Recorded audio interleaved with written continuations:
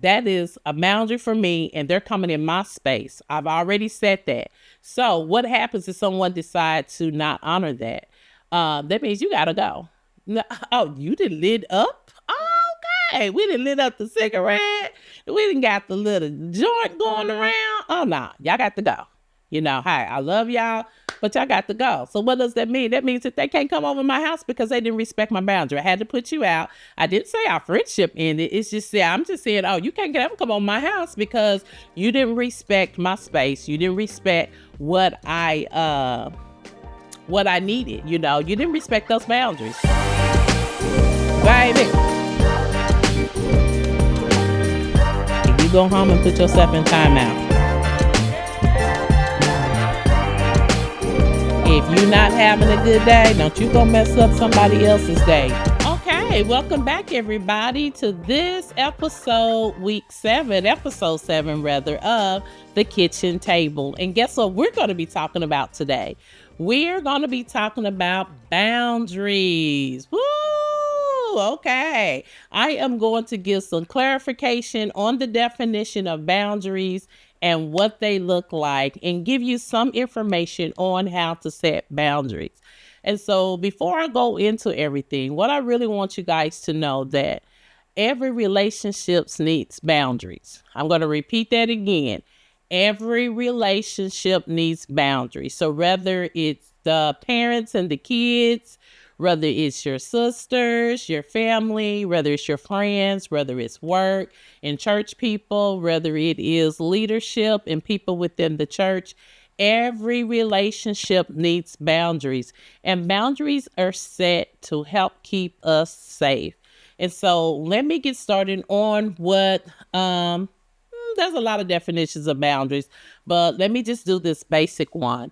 Boundaries are the limits and guidelines we set for ourselves and others in relationships to maintain our well-being. They define what we are comfortable with and how we expect others to treat us. Boundaries can be physical, they can be emotional, they can be mental, and even spiritual. And they can even help create a sense of personal space and respect. One thing about boundaries, let me go back just a little. One of the first things I do with my clients, I specialize in therapy. Not in therapy. I specialize in trauma. I am a licensed clinical social worker, so I am licensed to be a therapist. And so one of the top 3 things that I start with my clients with when they start is setting boundaries. And we'll start talking about it. And then after we talk about what they are and trying to figure out what type of boundaries that they do have, then we'll go from there. But we do take baby steps, because what I want everybody to know is that when you start setting boundaries are a good way to weed people out of your life. Because what happens is that when people don't have access to you, your time, your resources, or you physically, that's how you know if people really cared about you and loved you the way that you did them. So when you limit that access to them, what happens is that the ones that really care for you are going to respect that, and they're going to honor those boundaries. And the ones that don't, well, they either going to try it to overstep your boundaries and see what will happen, or they just going to say deuces. And so when setting boundaries are being set, get ready to expect a lot of people to leave your life. So it's not easy, and emotionally, it is very hard, because you're going to feel the hurt. You're going to have pain behind it, because nobody likes to feel rejected. Nobody likes to feel abandoned. And that's what happens. And so you are going to go through those feelings and those emotions, and it's going to make you feel bad. And sometimes people think that boundaries are are set because people are selfish, and that is not necessarily the case. But I will get a little bit more deeper into that. So what do boundaries look like? So boundaries can take a form. Let me just give you a couple examples, such as saying no to things that makes you uncomfortable or overextend yourself. expressing your needs and expectations clearly, creating personal space and relationships, whether it's physical or emotionally, and enforcing consequences when boundaries are crossed, prioritizing self care, and recognizing when you need to step back. So, one thing about what boundaries look like, one of the things that I want to harp on is saying no to things that make you uncomfortable or it overextend you.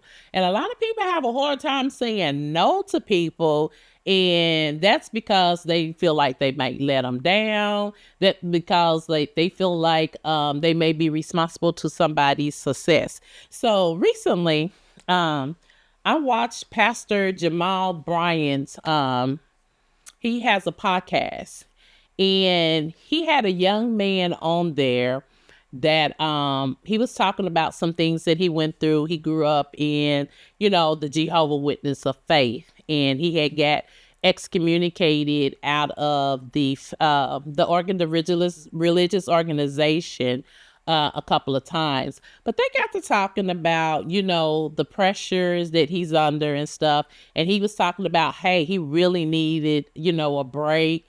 But for him to take a break, meaning that people cannot eat. And so he has not really taken a break because people won't get a paycheck if he does take a break, but he still needs a break. And so that's what I'm talking about when we're talking about setting boundaries and him saying no. So for him to say, hey, y'all, I need to take a break, because he really does. Just listening to it, I could not listen to the whole podcast because I felt a lot of his pain, and it was really getting to me. And I was like, "Ooh, let me turn this off," because it was really getting to me. But he needs to take a break, but he's afraid to. So he doesn't have healthy boundaries with the people that works for him, because what you have to understand is that we cannot take on the burdens of other people. And when you don't have boundaries, that's what happens. And so that's what gets in the way of people who wants to say no. And I always teach my clients on different ways that you can say no. But one of the ways that I've learned from watching Oprah Winfrey's show back in the day is, instead of saying no, just say that doesn't work for me. And you don't always have to give an explanation of why. Nobody needs to know why. You don't have to go into a long drawn story about why. It doesn't work for you. And so, and that can be hard to do if you never ever had to set boundaries and actually know what they are. So with that being said, we're going to talk about the different type of boundaries. So we have physical boundaries, and these boundaries relate to personal space and physical touch. So for example, I'm uncomfortable with hugs from strangers. So that's the boundary. One of the boundaries that I think that every parent should start teaching their kids is, even though this is an example of uncomfortable with hugging strangers, they should teach their kids body boundaries. So when I was growing up, whenever we go around our family, you have the aunties and the uncles. Oh, they love seeing you. They just want to give you a hug and a kiss. And so whether we wanted them to hug us or kiss us, we didn't get a say in that. And so, they gave us a hug and they kissed us. And sometimes we were made to go give your auntie a hug. So sometimes kids are made to do that.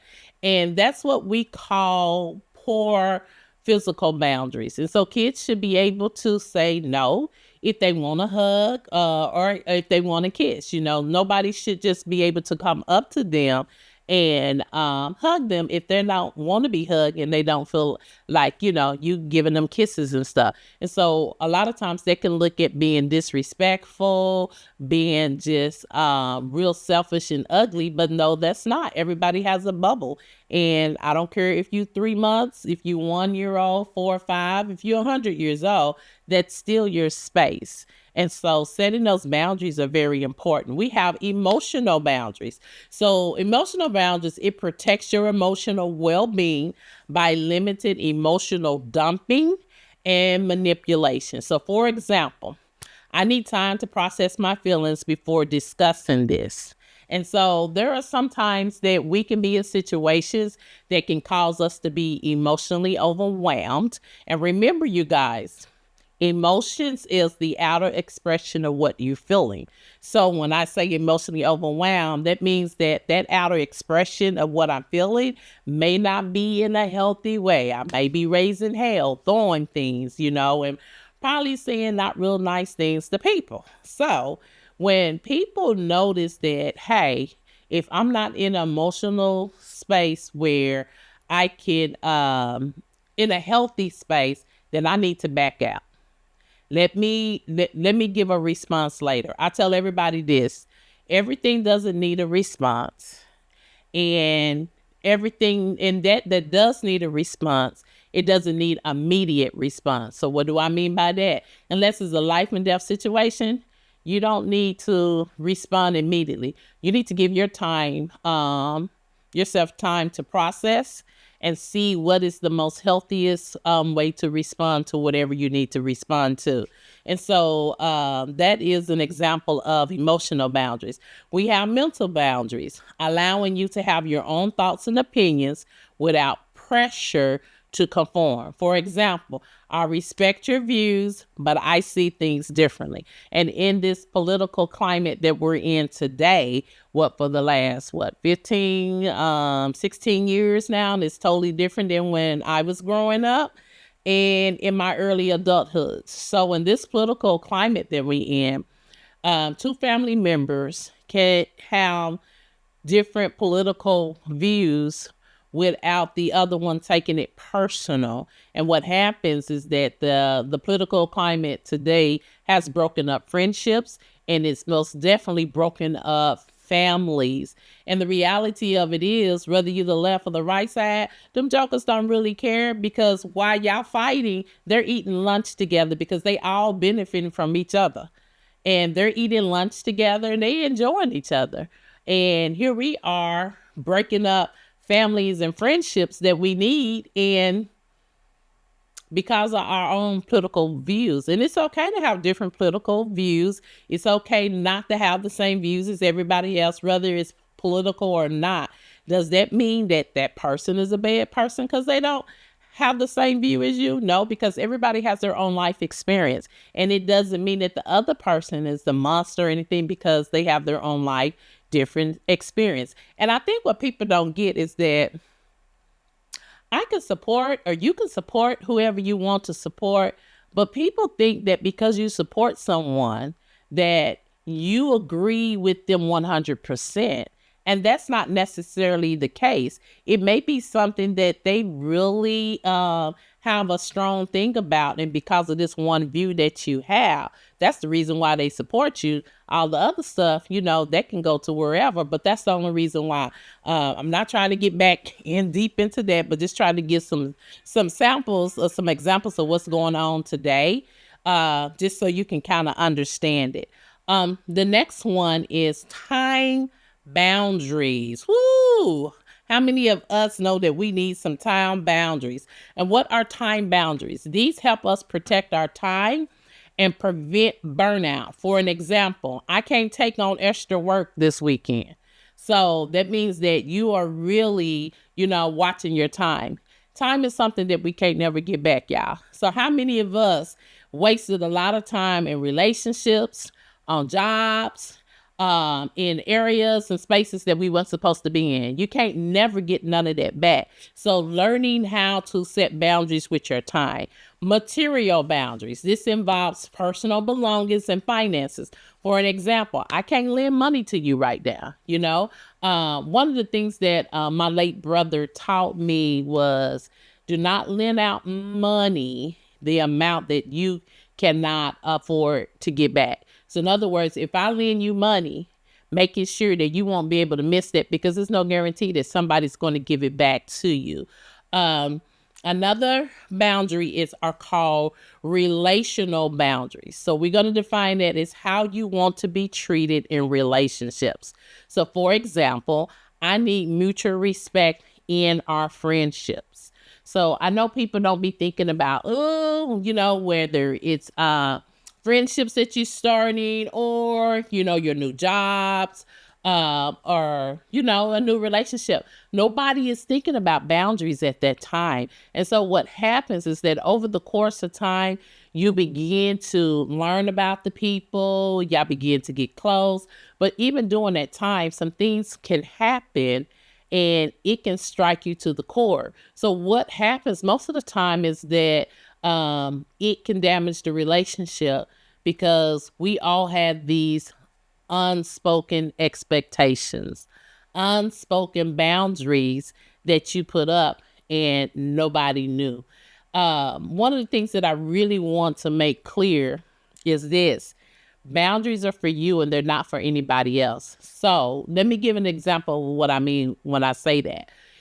Um, Take for instance, so I just say that, okay, I don't like to be around in the area, or I wouldn't even say I want to be in the area. Let's put it like this: if you coming on my house and we having a kickback, one of the things at my house is you're not getting ready to smoke. I don't like smoke.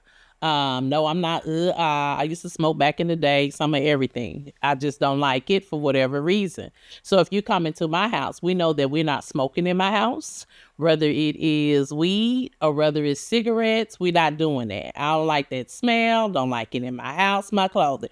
Am I saying that you cannot smoke when you come visit me? No, I'm not saying that. I'm saying you're going to need to go set in your car, and so that's one of the things that I will have a discussion with my friends, like, hey, yeah, we're going to do a kickback, woody woo woo, whatever. And you guys are not like, no smoking in my house. I don't want to smell no weed, no cigarettes. Fine. Now, me knowing that is a boundary for me and they're coming in my space, I've already said that. So what happens if someone decides to not honor that? That means you got to go. Oh, you did lit up? Okay, we done lit up the cigarette. We done got the little joint going around. Oh, no, y'all got to go. Hey, I love y'all, but y'all got to go. So what does that mean? That means that they can't come over my house because they didn't respect my boundary. I had to put you out. I didn't say our friendship ended. It's just I'm just saying, oh, you can't ever come over my house because you didn't respect my space. You didn't respect what I needed. You didn't respect those boundaries. Now, let me flip this over. If I decide to go into their space and over their house, that's different. I cannot tell them, hey, you can't smoke in front of me. You can't smoke around me because I don't like that because I'm in their space. So if I'm in their space, I'm in their place, I can't afford to step boundary with them. I'm in what they're doing. So if they decide they want to light up a cigarette or smoke a joint or whatever, I don't have to stay there. I can leave because my boundary is I don't want to be around that for whatever reason. It just does something to me. So I'm just going to leave. Does that mean that y'all don't have a friendship anymore? No, it just means that I'm just not going over to their house anymore because that's what they like to do. Doesn't mean they're a bad person. No, it don't mean that they're not bad. Doesn't mean that I don't love them. It just means that I don't want to be in that environment with that going on for whatever reason. So I want to just kind of clarify that because sometimes people set boundaries and they use it kind of like a control and make people think, oh, you got to do this. No, people ain't got to do nothing. We can't control anybody. We only can control ourselves and how we respond. Okay, so going on to why are boundaries important? So boundaries are important because they promote healthy relationships. Boundaries set expectations and it prevent resentment. Encouraging self-respect. They affirm your worth and values. Prevent burnout. Saying no helps protect your time and your energy. Support mental health and emotional health. Boundaries reduce stress and it also fosters emotional security. It enhances your communication. So clear boundaries improve communication and mutual understanding. So we're going to go on to the next part and just kind of give you some examples of how to set boundaries and maintaining them and being making sure that they continues. Now, once boundaries are set, it's not like concrete. They will be adjusted and they can be changed depending on what's going on with you in life. So it's not like it can't be lifted and changed. There are some times that you are going to have to change it. So what we're going to do is talk a little about understanding and setting healthy boundaries. So personal boundaries are those boundaries we establish for ourselves and relationships and daily interaction, essentially guidelines for what is acceptable and how others treat us and how we treat ourselves. Um, in practice, setting boundaries means clearly communicating our limits so that others know how to behave around us. So it teaches people what is acceptable and respectful to you. Boundaries are not about controlling others, they're a form of self care that protects your well being, while defying your identity and your personal space within your relationships. So here are some real live examples of boundaries that I am going to discuss. So boundaries can apply to many life situations. So let me read this. This includes, once again, just kind of reiterating, just time, emotional, personal space, and more. And so this illustration that I'm getting ready to show, it's about just personal boundaries. So here are some real live examples. We're going to start with workplace boundaries, So, work life space. You decide not to answer your work emails or call after a certain hour in the evening, protecting your personal time. So, this clear time boundaries help you recharge and prevent burnout. So, research has shown that employees with firm work home boundaries are less likely to dwell on work, off hours, and feeling stress. So you might want to communicate this by saying this to your peers and your colleagues. Your colleagues is, I stopped checking my email at 6 p.m. So I will respond the next morning. And sometimes we probably gonna have to change it up. So for some people, you might respond the next morning. For the other people, it may be the next business day. So you might get an email on Friday evening, Friday night, and the next morning may be your off day. So you will let them know the next business day. And we all know business days are Monday through Friday. So managing your workload. So when your boss or your coworker asks you to take on extra tasks that exceeds your capacity, you respectfully say, I have too much on my plate to do that effectively right now. So by setting this boundary, you prevent chronic overload, and you also are sharing that you can fulfill your existing responsibilities well. So sometimes a lot of us are on our jobs and we are doing a whole lot of things that is outside of our job description. And you may can do it, but that's not in your job description. And so sometimes what happens is that we feel like that we have to take this load on in addition to what we already doing. And I do know that sometimes some people feel like if I don't, that I'm going to lose my job, or if I don't, that this is going to happen and that is going to happen. So a lot of times people will not say no because of that. But what happens is that it burns you out because it becomes too much. Now you stress, and now you finding yourself working long hours and long days because you have taken on somebody else's job description responsibility. Not only did you just take it on, but they're not even paying you for it. And so what happens, you lose time with your family. You lose time that you could have been spending with your children and their extracurricular activity. You losing your nap time because everybody need a nap. You losing time with eating healthy and all of that. And so when you don't have good work boundaries or even time boundaries, you actually are working yourself up into a mental situation where it can have you spiraling sooner or later, which is not good for you. And so you're going to have to get to a point where it's okay to say no. It is okay to say no. And once again, for you guys who think that saying no is bad, just say, hey, I can't do that right now. Just simple as that. Another boundary when it comes down to work is respectful communication. So a peer may tend to barge into your office or message you consistently while you are focusing. You enforce a boundary by politely telling them, hey, I need to connect, I need to concentrate for the next couple of hours. So let's catch up later this afternoon. This is a set limit on interpreting so you work more productively and benefiting both you and the organization. So just people just coming in your office and busting in. For one, that's very rude and very disrespectful. So they're not even respecting your space. That's a whole nother thing right there. And just coming in like they paying the bills. Okay.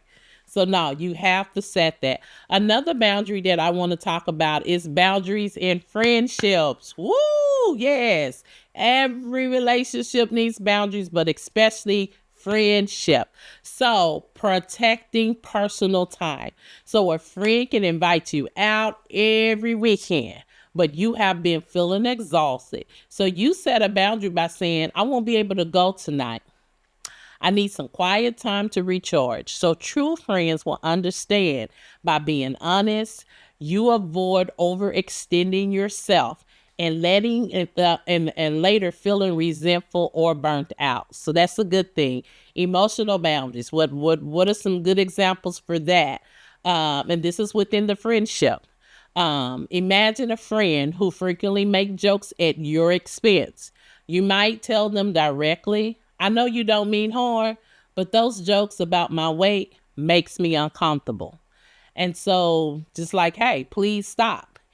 So here you are defining what kind of human is not okay with you and addressing the issue with the person involved rather than holding it in and gossiping about it with someone else. You actually are telling them. So it's a healthy way to set boundaries. And now if this person continue to make these jokes at your expense after you verbally told them, hey, this makes me feel uncomfortable, and they continue to do it, we can't control them. We can never control people.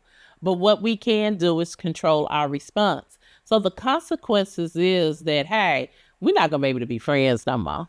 Like, okay, I like other things about you, but this part right here, I don't want to be your friend anymore because when you do this, it makes me feel uncomfortable and it's not good for me mentally neither. So, hey, we gonna have to just cut this friendship out. And as much as they may beg or like, oh, we need to talk, or you're being too oversensitive and da da da, this, that, and the third, no, you have a right. You can always exit. Another thing about boundary with friends, we call reciprocated of support. So if you have a friend that's constantly venting about their problems, but isn't there when you need their support, you can set a boundary by gently limiting those conversations and just saying, I'm sorry you're struggling. I can talk for about 15 minutes, but then I need to take care of a few things. This way, you are still compassionate, but also honoring your emotional limits. And y'all have to understand, some of y'all got some friends that all they want to do is just dump on you, and that's it. And when it's your time to have a listening ear, when it's your time that you may need that support, that friend ain't giving you that support that you giving. And so you don't necessarily even have to listen to it. You can tell them, say, hey, I don't have the emotional space right now to listen to this. I'm so sorry that you're going through that. Redirect them to a therapist. Like, hey, I'm going to encourage you to go see a therapist. Go get a mental therapist because they can help you better than me. And what you're telling them is safe for you. It's real safe for you to tell them. So, but at this time, I just don't really have the emotional, space for that. I got a lot of stuff going on with me, and you don't even necessarily have to share that. So those are just a couple of boundaries that you can set with your friends. Boundaries in relationships. Woo! I think this is something that a lot of us don't do. So here is a couple of boundaries in relationships. Maintaining individual space. So, you got some that like to breathe on the back of your neck. You can't even breathe. They right there like, dang, I need some space. So even in loving partnership, it is healthy to have some personal space and time. It's not always good to be smelling each other all the time, 24 hours a day, 7 days a week. That's a little questioning. That's a red flag for one. If you got someone that cleanly, y'all need to go find a mental health therapist quick, fast, and hairy, because that's a little questionable there. But for instance, you might set a boundary that you spend one night a week pursuing your own hobbies and seeing friends. You can explain this to your partner. You can just say, hey, I love our time that we spend together, and I also need Wednesday evenings for my book club. So let's just plan a special date night on Thursday instead. So this reinforces what you need, your alone time, and it doesn't diminish your love that you have for them, and it actually helps you show up as your best you. Now, when we talking about relationships and stuff, I'm just gonna give a little extra for the people that's married. So sometimes when you are married, especially women, we lose ourselves. So we're so engulfed in making sure that we are busy taking care of our kids, busy taking care of your husband, and making sure that our kids stay busy and all of that. That's not good for you or the husband. It's not good for the kids. Everybody think that I have to spend 100% of my resources and time, and it always have to be 100% on my kids. That's not healthy, because you have a life too. And so what you have to do is that your kids going to have to see you enjoy life. They just don't need to see you guys working and buying all the necessary things that you need. They need to understand, how do I enjoy life? So there are some times that they may not be able to play sports because this is your season and you like to paint.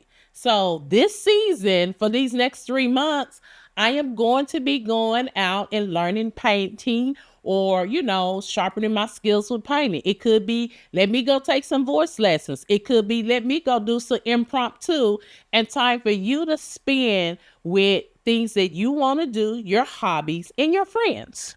And vice versa with the husband. Hey, he may want to go get on a sports team for a season, or, he may want to go into a men's support group and just hanging out with his buddies and stuff. And that's nothing wrong with that. So your kids don't have to always be busy, busy, busy, busy, busy all the time. There is a season of rest, and you guys have to teach them what that looks like. And you have to teach them how to balance that out. Because what happens is that you spend all this time with your kids, making sure that they're straight, and you become empty nesters, and y'all don't know each other. Y'all know who the hell y'all are. And then you find out that, I don't even like him. I was with him for 20 years. And, a lot of divorces, the divorce rate is high when they become empty nesters now. And so it's like, oh, okay, I don't know what to do, because I've been taking care of my kids all these years. I remember when my first child graduated, and all the parents was like, I really miss my kid. They going to college, or they going to go do this. I just don't know what I'm going to do.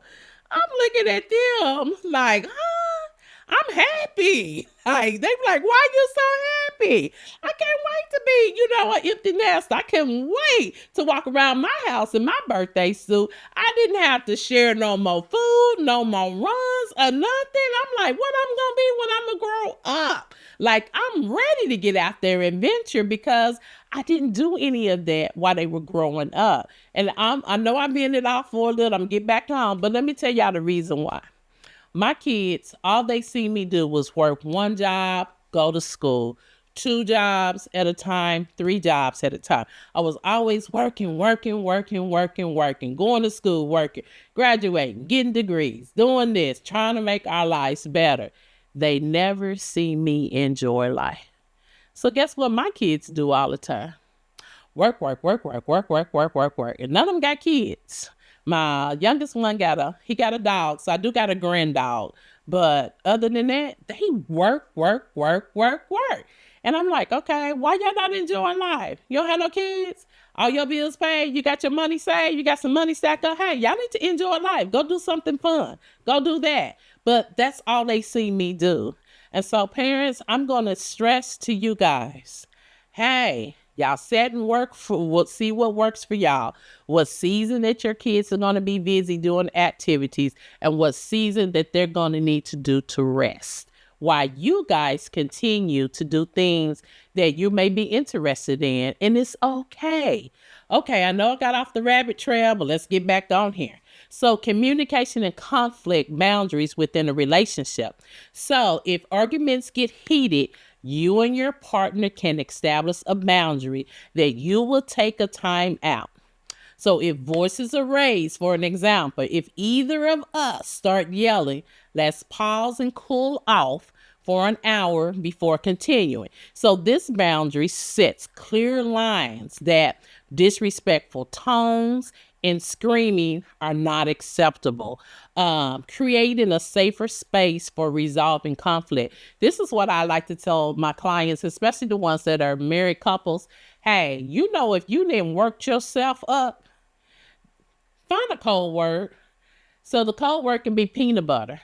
So whenever y'all hear the word peanut butter, that means that person is going to go set themselves in timeout, and they are going to calm themselves down. Hey, if it take you an hour, take you an hour. If you know it may take you a couple of days or a week, you communicate that. Hey, I'm not mad at you, but I still need to cool down from this situation and process this a little longer.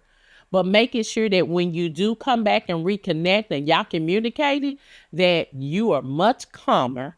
You have already processed it. And the way that y'all are now communicating in this conflict is in a very healthy and respectful way. I like to tell my couple clients, hey, go and write it down. These are the first things that you want to ask yourself. Is this situation is important? And if it is, why is it important? And what do you need and want from this situation? Go write that down. Write it down and use I statements. I statements is very, very important because you don't want to come off as if you attacking someone. Because if your communication in a matter where it feels like you attacking, so when you're saying you, those are attackings, like blah, blah, blah, blah, blah. That's what that is. And so if somebody feels like they're being attacked, they're going to posture themselves to be in a defense mode. And no matter what you guys saying or doing, nobody's hearing anybody needs and wants, because now we got a war going on. And so you got to learn how to communicate assertively. And if you don't know what that looks like, it's all kind of worksheets, all kind of books that you can go and get. But communication is the key. Privacy and digital boundaries within the relationship. So in a romantic contact, you might set boundaries around personal privacy, meaning perhaps you feeling uncomfortable or sharing phone passwords or reading each other's messages. It's okay to say, I trust you, but I also value some personal privacy. So I prefer to keep my phone and accounts private. So healthy relationships, they respect such boundaries, as whereas constant invasion of privacy, it can send out a sign of lack of trust. Now, if you got to have your significant other one's passwords and you got to go through their phones and checking text messages, that's something wrong right there. That's a red flag. And so y'all need to go and get some help. You need to go get your own personal counselor, and then y'all need to go and get their couples therapy, because that's questionable. Why are you worried about what your significant other one doing? Because nobody wakes up and decide, hey, I want to know all your passwords and I want to have access to all your social media and all your text messages and all your emails. That's a red flag. So yeah, we need to figure out why it's like that. Boundaries with families. So personal decisions. Family members, listen, parents, siblings, or extended families sometimes give unsolicited advice or pressure you about life choices, careers, marriage, and kids. So setting a boundary might sound like this. I appreciate your concern, but I have made up in my mind about my career, and I really need you to respect my decision. This makes it clear that while you hear their input, The final choice is theirs and not yours. Let me go back to this because it's funny. I went to go and spend some time with my nephews and nieces yesterday, and the great nephews and the great nieces. And I was talking to my nephew, and he's going through, some life changes and stuff. And so here I am, like, just giving him a whole bunch of information about, when I went through a similar situation that he's going through. And he's like, hey, Jan, I got a plan. And I was like, what's your plan then? I want to know. He said, it ain't none of your business. He said, you just sit and wait and watch. And I was like, okay. And like, I get you. Like, okay. I didn't answer him no more. In other words, that was his way of telling me, I got my own plan. I don't need to tell you what my plan is. You just keep watching me and you're going to figure it out. I'm like, okay, no hard feelings. But we can do that sometimes, especially we as parents. Hello, mamas. We can overstep wanting to know what's going on and always giving advice and this, and they're not answering for it. And I had to learn that too. So I'm not perfect. I had to learn that, and it took a couple of lessons for me to learn that. So you have to trust your parenting skills. Now, you didn't do a good job at parenting, I'll be a little worried too. But if you did a pretty good job at parenting, you got to trust those skills. And I know as parents, especially moms, we do not want our kids to fall into the same mistakes and the traps that we did. And we can see them doing things, and we can probably pretty much know how it may end, and it may not be a healthy end. But you can't just go in and just like try to make them, do what or think that may be healthy and right for them at that time. They have to learn on their own. And no one comes in this world knowing 100%. And nobody is 100% of the time. And so the only way that you learn and grow is through making bad decisions and choices. And so if it becomes a continuation of making bad decisions and choices, it's not bad decisions and choices, it's a behavior now. And so we can get into that a little later. So time and availability. So if your relatives have a habit of dropping by unannounced or expecting you to be available at the moment notice, you can enforce a boundary by saying, please call me before you come over. I may not always be free to visit unless you schedule it. So this protects your personal time at home. Likewise, you might say time limits on how you spend holidays. For example, splitting times between families, or sometimes just spending holidays on your own to avoid guilt-driven commitments. One of the things that I noticed, like back in the day, in my time that I was growing up, so if you grew up in the 70s and the 80s, nobody called. They can just drive by your house and see you. You can be out sitting on your porch, and people just passing by. They just gonna stop, drop in, and have a conversation. And if you eating dinner, they pulling up at the table with you and you eating. And so time has drastically changed from that now. And people don't do that no more. People don't even really know their neighbors anymore. And so now it's like, yeah, you better call and see if I'm at home and see, if it's okay for me to come over. Just don't pull up. So, and then in some situations in some family that may be okay, but that has to be communicated.